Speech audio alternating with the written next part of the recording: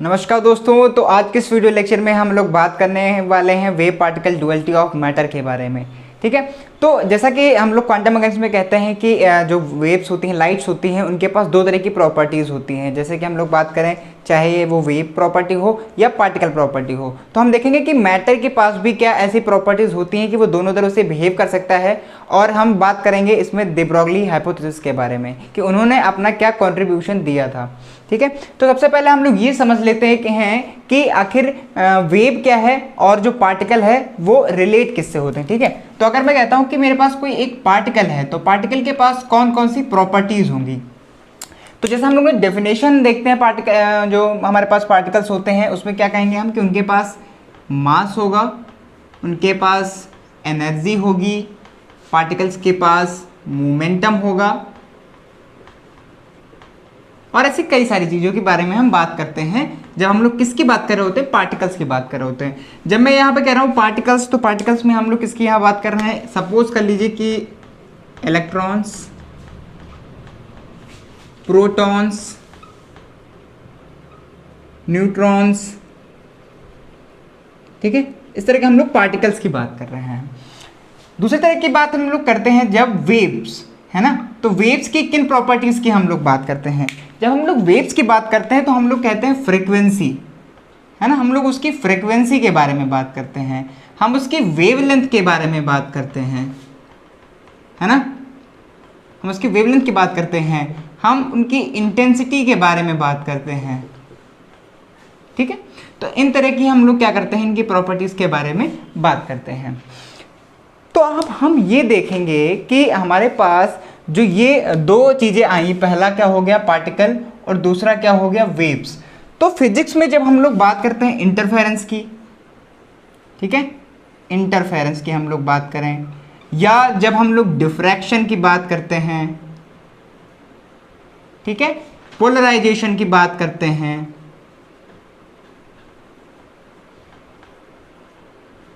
तो यहां पर क्या इन्वॉल्व करते हैं हम, यहां पर हम किसको इन्वॉल्व करते हैं, वेव मैकेनिक्स को, है ना,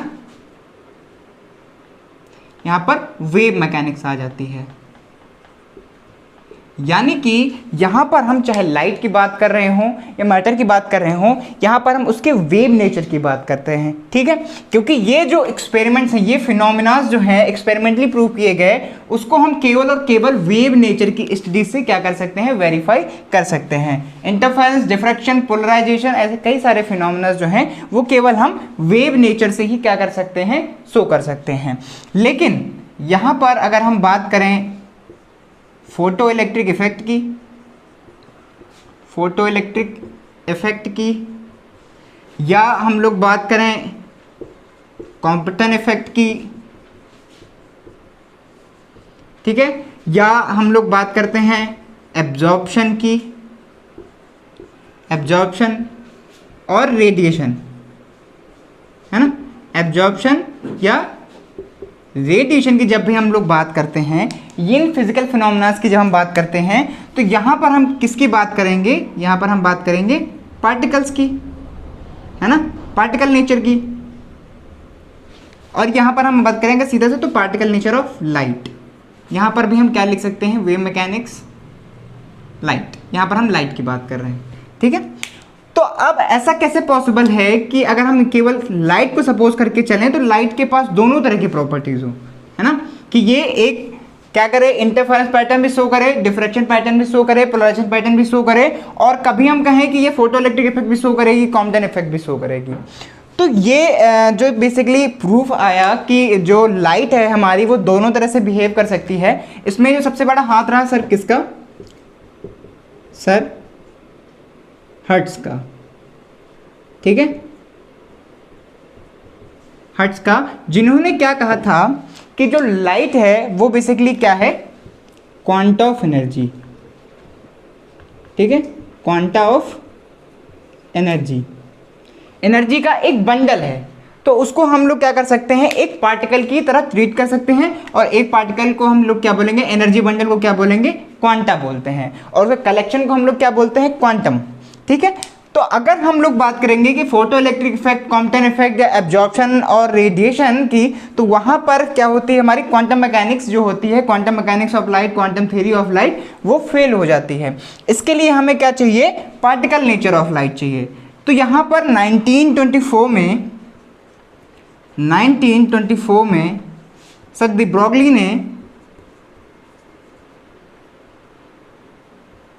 देखिए कई जगहों पर जो सर डी ब्रॉगली लिखा जाता है तो इसमें कई लोग कहते हैं कि बी आर जो है वो साइलेंट है, क्योंकि ये साइंटिस्ट का नाम है और यहाँ पर कई जगहों पे आर साइलेंट नाम लिया जाता है। कुछ लोग इसे डी ब्रॉगली पढ़ते हैं और कई लोग जो हैं वो डी ब्रॉगली पढ़ते हैं। तो प्रोनाउंसिएशन पे हमें इतना ध्यान ना करके हमें क्या ध्यान देना है कि इनका जो कॉन्सेप्ट था बेसिकली वो क्या कहता है।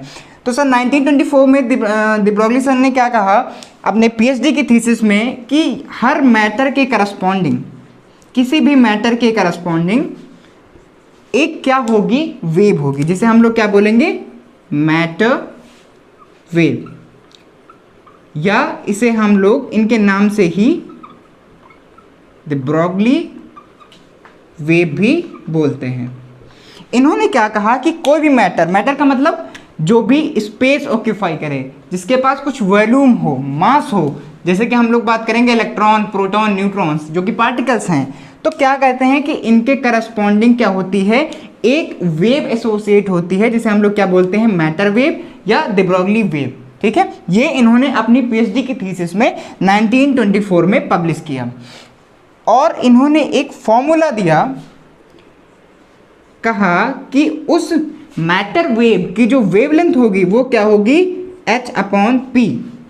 h क्या है, प्लैंक्स कांस्टेंट, ठीक है, प्लैंक्स कांस्टेंट, और यहां पर p क्या है, मोमेंटम। लैम्डा आपको पता है, लैम्डा क्या होगी, वेवलेंथ। वेवलेंथ किसकी है, मैटर वेव की। h क्या है, प्लैंक्स कांस्टेंट, प्लैंक्स कांस्टेंट, और हम लोग p की बात करें तो ये क्या होगा, मोमेंटम।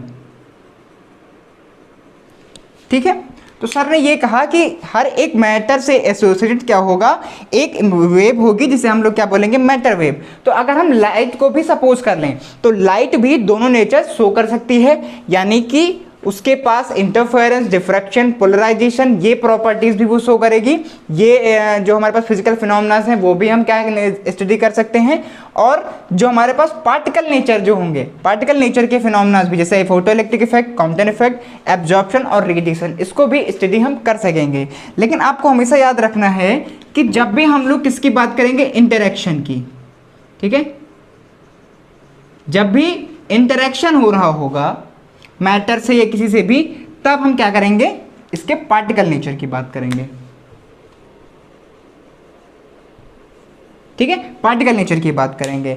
अगर इंटरेक्शन नहीं हो रहा है, अगर इंटरेक्शन नहीं हो रहा है मैटर के बीच में, तो क्या होगा कि हम वहां पर इसके वेव नेचर की बात करेंगे। तो हम लोग अगर कहें कि नो इंटरेक्शन, नो इंटरेक्शन, तब हम लोग कौन सा नेचर स्टडी करेंगे, वेव नेचर। ठीक है, जैसे इंटरफेरेंस में आप देखिए, इंटरफेरेंस में क्या होता है कि हमने एक, मान लीजिए यहाँ पर स्लिट ले ली, यहाँ से हमारे पास लाइट गई, आगे हमने इसको दो भाग में डिवाइड कर लिया, डबल स्लिट से निकाला, और यहाँ पर हमें कुछ एक पैटर्न मिल गया। ठीक है, तो यहाँ पर देखिए किसी भी अदर पार्टिकल से या अदर मैटर से क्या हो रहा है, इंटरेक्शन नहीं हो रहा है। लेकिन हम लोग किसकी बात करें, फोटो इलेक्ट्रिक इफेक्ट से। तो फोटो इलेक्ट्रिक इफेक्ट में हम लोग क्या देखते हैं कि यहाँ पर हमारे पास कोई मैटर है, ये मैटर है, और इस पर कोई रेडिएशन इंसिडेंट हुआ। तो अगर इंसिडेंट होगा तो यहाँ पर जो एटम्स होंगे इनके साथ में उसका क्या होगा, इंटरेक्शन।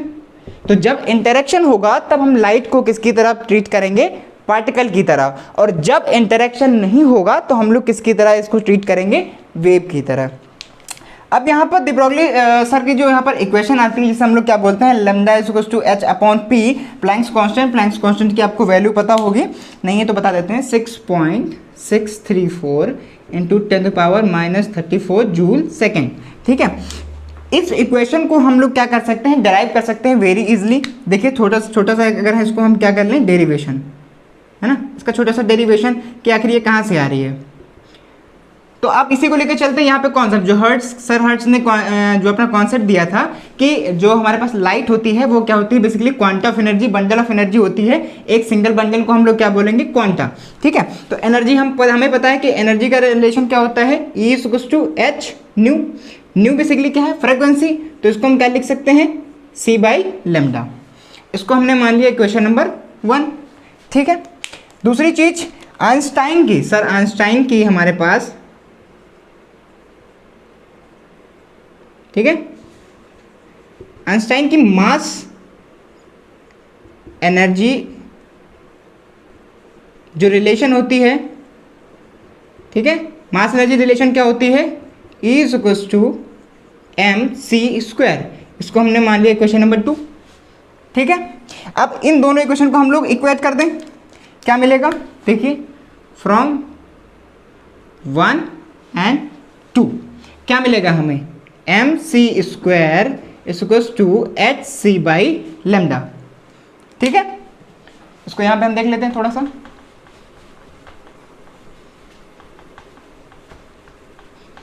इसको यहां पे हम रब कर देते हैं। ठीक है,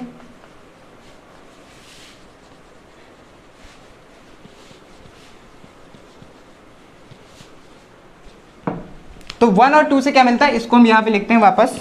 ठीक है, ये वाला पोर्शन हम ऊपर लिख लेते हैं। तो हमने क्या कहा, 1 और 2 से हमें क्या मिलेगा, mc² इक्वेशन नंबर 2 से, और ये किसके बराबर है, hc अपॉन लेमडा के बराबर। एक c से एक c कैंसिल हो गया। ठीक है, और ये क्या आ जाएगा हमारे पास, mc equals to h upon lambda. Lambda क्या लिखेंगे हम, h अपॉन mc। अब देखिए ये तो हमारी इक्वेशन नहीं है इस तरह की, लेकिन ये भी क्या है, सर de Broglie इक्वेशन ही है। क्यों, क्योंकि देखिए आपने पढ़ा होगा मोमेंटम p इक्वल्स टू क्या होता है, mv, mass of the particle, velocity of the particle. ठीक है, यहाँ पर हम लोग बात करेंगे मास ऑफ द वेव, और c क्या होगी, उसकी स्पीड ऑफ द वेव। तो mc भी, p इक्वल्स टू mc भी क्या होगा, बेसिकली मोमेंटम ही होगा। ठीक है, तो ये चाहे इसको हम ऐसे लिखें, या इसमें अगर हम mc की जगह पे p पुट कर देंगे तो हमारी सेम इक्वेशन आ जाएगी। तो ये एक अदर फॉर्म है, और इस तरह से हम क्या कर सकते हैं, de Broglie इक्वेशन को हम लोग क्या कर सकते हैं, प्रूफ कर सकते हैं। ठीक है, इसकी एक और भी फॉर्म होती है, कई सारी फॉर्म्स होती हैं। तो यहाँ से अगर आप कैलकुलेट करेंगे तो यहाँ पर एक इक्वेशन बेसिकली क्या निकल के आएगी, h अपॉन काइनेटिक एनर्जी के टर्म में लिखेंगे तो √2me। ठीक है, ये एनर्जी की रिलेशन भी हमें निकल के आती है लेमडा की। तो कई सारी फॉर्म्स हैं, वो हम अलग अलग फॉर्म्स के हमने बात कर ली। पहली इक्वेशन जो आती है वो h अपॉन p, दूसरी हमारी जो आती है h अपॉन mc के टर्म में लिख सकते हैं। ठीक है, जहाँ छोटी वेलोसिटीज कंसीडर करी जा रही होंगी वहाँ पे हम लोग mv लिख सकते हैं, और अगर लाइट के लिए हम लोग बात कर रहे हैं तो mc लिखेंगे, क्योंकि speed of the light highest speed होती है। ठीक है, तो अब हम लोग थोड़ा सा जो हमारी de Broglie मैटर वेव के बारे में थोड़ा सा देख लेंगे कि जो मैटर वेव इन्होंने बताई कि मैटर के साथ में वेव एसोसिएट होगी, उस मैटर वेव की क्या क्या प्रॉपर्टीज होंगे। ठीक है, तो इसको हम रब करेंगे, फिर उसके बाद हम लोग डिस्कस करेंगे कि मैटर वेव्स की क्या क्या प्रॉपर्टीज होती हैं। ठीक है, तो अब हम लोग बात करने वाले हैं प्रॉपर्टीज ऑफ मैटर वेव या de Broglie वेव्स के बारे में। तो इक्वेशन जो हमारी निकल के आई थी उसको हम अगर लिख लेंगे तो हमें कई सारी चीज़ें याद रहेंगी। ठीक है, ये इक्वेशन थी h अपॉन mc या h अपॉन p या h अपॉन √2me। ठीक है, ये कुछ फॉर्म्स थी जो हमने अभी डिस्कस करी। अब देखिए पहली प्रॉपर्टी जो आती है वो क्या आती है, अब यहाँ से आप देखिए m जो है वो वेवलेंथ के क्या है, इनवर्सली प्रोपोर्शनल। ठीक है, तो इसका क्या मतलब है, light is the mass of the particle. ठीक है, जो मैटर होगा, greater is the wavelength, greater is the wavelength associated with it। ठीक है, और यहां पर क्या होगा, वाइस वर्सा। देखिए सीधा सा जो इक्वेशन लिखी है हम उसी से कंक्लूड कर रहे हैं, lambda equals to H upon M C. M क्या है? Inversely proportional. तो अगर पार्टिकल का जो मास है वो कम हो जाएगा तो ये वैल्यू बड़ी हो जाएगी, यानी कि लैम्डा क्या हो जाएगा? ज़्यादा हो जाएगा। लैम्डा इज ग्रेटर देन, ठीक है, lambda is greater associated with it. और अगर मास यहाँ पर क्या हो जाए? ज़्यादा हो जाए तो लैम्डा बेसिकली क्या हो जाएगा? कम हो जाएगा, ठीक है। दो चीज़ें ए हमें मिल गई इक्वेशन से। दूसरी चीज़ हम लोग क्या कह सकते हैं? सी या वी, ये स्पीड की हम लोग बात करते हैं, वेलोसिटी की बात करते हैं। अगर वेलोसिटी ज़्यादा होगी वेव की तो क्या होगा? वेवलेंथ क्या हो जाएगी? कम हो जाएगी। तो सीधी सी बात है, हाइयर इज वेलोसिटी, ठीक है, लोअर इज द वेवलेंथ।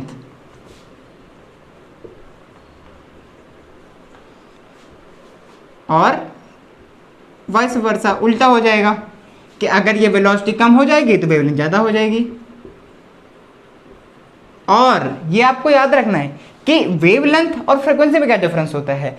ये वेवलेंथ और फ्रीक्वेंसी इनवर्सली प्रोपोर्शनल होते हैं। तो अगर मैंने ये सेंटेंस लिखा है lighter is the mass greater is the wavelength, तो इसका क्या मतलब हो सकता है? Lighter is the mass greater is the frequency, greater is the wavelength, तो यहाँ पर क्या होगा? लोअर इज द फ्रीक्वेंसी, क्योंकि दोनों जो वेवलेंथ और फ्रीक्वेंसी है वो इनवर्सली प्रोपोर्शनल है, ठीक है। तो यहाँ पर लिखा है higher is velocity lower is the wavelength. तो अगर हाइयर इज द वेलोसिटी, इसका मतलब क्या है? हाइयर इज वेवलेंथ, यानी फ्रीक्वेंसी। तो फ्रीक्वेंसी जो होगी वो वेलोसिटी क्या होगी? डायरेक्टली प्रोपोर्शनल होगी, क्योंकि वेवलेंथ जो है वो इनवर्सली प्रोपोर्शनल है, ठीक है। अब और हम लोग यहाँ से क्या कंक्लूड कर सकते हैं? यहाँ पे ये इंक्लूड कर सकते हैं, देखिए दूसरी चीज़ हमें याद रखनी है कि हम लोग क्या कर रहे हैं? पार्टिकल के मोशन की बात कर रहे हैं, ठीक है। तो यहाँ पर मोशन में क्या है कि अगर हम लोग एसोसिएट किया है हमने एक पार्टिकल को मोशन के अंदर और हमने उसको एक वेव एसोसिएट करी है, तो उसमें क्या हो जाएगा? अनसर्टेनिटी आ जाएगी, ठीक है, अनसर्टेनिटी इन द मेजरमेंट।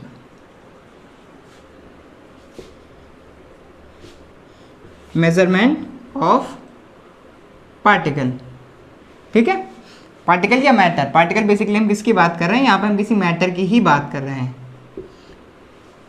तो अब वो अगर वेलोसिटी किसी एक पर्टिकुलर वेलोसिटी से क्या कर रहा है? मूव कर रहा है। तो वेलोसिटी से अगर मूव कर रहा है और उसकी हम क्या करना चाहें? उसका मेजरमेंट करना चाहें, तो उसमें क्या होगा कि कुछ अनसर्टेनिटी आ जाएगी, हम एग्जैक्ट उसको डिफाइन नहीं कर पाएंगे। यानी कि अगर हम लोग बात करेंगे कि उसके पोजीशन के बारे में कि किस पोजीशन पर है, तो उसके क्या होगा? मोमेंटम में अनसर्टेनिटी आ जाएगी। और अगर हम लोग उसके मोमेंटम को मेजर करना चाहेंगे तो उसके पोजीशन में अनसर्टेनिटी आ जाएगी। इसे ही अनसर्टेनिटी प्रिंसिपल कहते हैं, जो लोग हम लोग डिस्कस करेंगे हाइजेनबर्ग अनसर्टेनिटी प्रिंसिपल में, ठीक है। और ये जो हमारे पास वेरिएबल्स होते हैं, पेयर ऑफ वेरिएबल्स, जो दो वेरिएबल्स को मिला के हम लोग लिखते हैं, जैसे कि एक के हम लोग बात करें delta x into delta P, यानी कि मोमेंटम और पोजीशन, ये होता है एच कट बाई 2 के बराबर, और ये होता है हाइजेनबर्ग अनसर्टेनिटी प्रिंसिपल। तो इसमें जो दो तरह के वेरिएबल्स यूज होते हैं, पेयर ऑफ वेरिएबल्स, उसे हम लोग क्या बोलते हैं? कैनोनिकल कॉन्जुगेट वेरिएबल, ठीक है, इन्हें हम लोग क्या बोलेंगे? कैनोनिकल कॉन्जुगेट वेरिएबल्स बोलते हैं, ठीक है। इसके बारे में हम लोग आगे बात करेंगे। चौथी प्रॉपर्टी हम लोग क्या देख लेते हैं। जैसे कि हम लोग कहते थे कि जो वेव्स होती हैं, ठीक है, इलेक्ट्रोमैग्नेटिक वेव्स की बात करते हैं, तो इनकी जो स्पीड है वो क्या होती है? फिक्स्ड होती है। लेकिन जो हमारे पास ये मैटर वेव्स होती हैं, इनकी स्पीड क्या होती है? फिक्स्ड नहीं होती है, ठीक है। Matter wave has no fixed speed, ठीक है। तो इनकी स्पीड जो है वो क्या होगी? वो फिक्स नहीं होगी, वो क्या करेगी? वेरी करेगी, जैसे जैसे ये क्या करेगी? मूव करेगी, ठीक है। तो लास्ट प्रॉपर्टी हम लोग डिस्कस कर लेते हैं। लास्ट प्रॉपर्टी बेसिकली ये है कि हम जो पार्टिकल के जिसकी बात कर रहे हैं, मैटर वेव की बात कर रहे हैं, उसके हम क्या कर सकते हैं? पार्टिकल और वेव मेजर दोनों को एक साथ क्या कर सकते हैं? मेजर नहीं कर सकते हैं, ठीक है। We can't measure both the particle or wave nature of wave.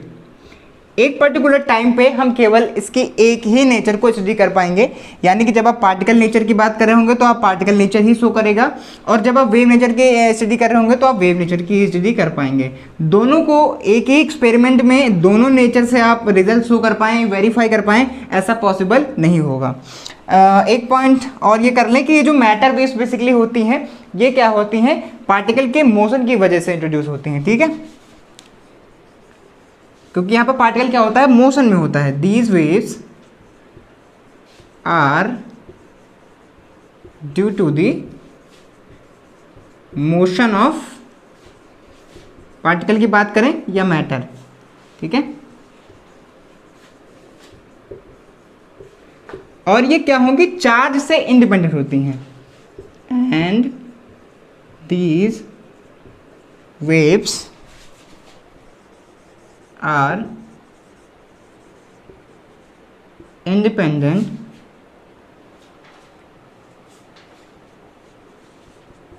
Of charge, ठीक है, ये चार्ज से क्या होंगी, इंडिपेंडेंट होंगी। तो ये कुछ प्रॉपर्टीज थी मैटर वेव्स के बारे में। तो ये था हमारा basically wave particle duality of matter, या जिसे हम लोग क्या कहते हैं, दे ब्रॉगली हाइपोथेसिस भी कहते हैं। और हमने इसमें क्या डिस्कस किया कि कैसे जो हमारा मैटर है वो वेव और पार्टिकल दोनों की तरह बिहेव कर सकता है।